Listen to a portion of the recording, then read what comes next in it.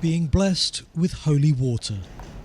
The body of Pope Francis currently lies in a simple coffin in a chapel in the Santa Marta residence, the place where he lived throughout the 12 years of his papacy.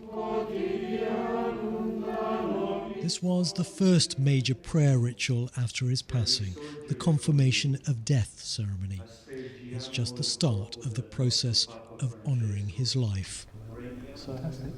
But given the fact the Pope took part in Easter celebrations just 2 days ago, those who were there still talk of being stunned at the news he's gone. Our college choir sang at St Peter's on that Sunday morning Mass and saw him come out to greet people, looking very frail, but clearly wanting to be with people. And it wasn't just the blessing, it was the fact that he came round in his car in order to see as many people as possible. And with hindsight, it's clear that he was saying goodbye. And so we didn't know that at the time. To hear the news the next day was such a shock to us. Buona Pasqua. Part of his message in that final public appearance was a plea for a ceasefire in Gaza. Through the conflict, even when ill, the Pope made daily calls to the Holy Family Catholic Church in Gaza, building a rapport with those he spoke to over so many months.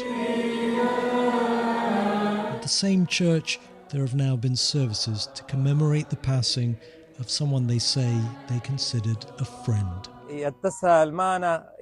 used to call us daily during the war, on the black days under the bombing, when people were killed and injured. Sometimes we didn't have a phone connection for hours, and the Pope, with all of his responsibilities, would try to reach us. Tomorrow morning, the Pope's body will be moved to St Peter's Basilica, where the public will be able to pay their last respects before the square outside becomes the focus for the funeral on Saturday. But unusually, he won't be buried at St Peter's. Well, this beautiful chapel inside the Basilica Santa Maria Maggiore in the centre of Rome is a spot that was very dear to Pope Francis. He'd come and pray here before and after every trip. He even came here after he was discharged from hospital. And that's why just outside this chapel is where he's specified he wants to be laid to rest. In fact, he left instructions about the exact spot he wanted.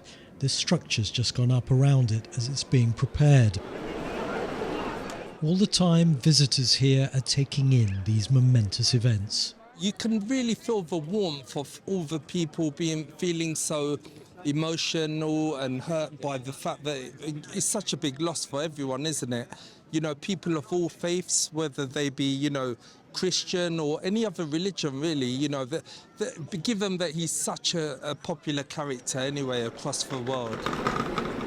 In the coming days, tens of thousands are expected to pour into Rome to pay their last respects. Ali Maqbool, BBC News.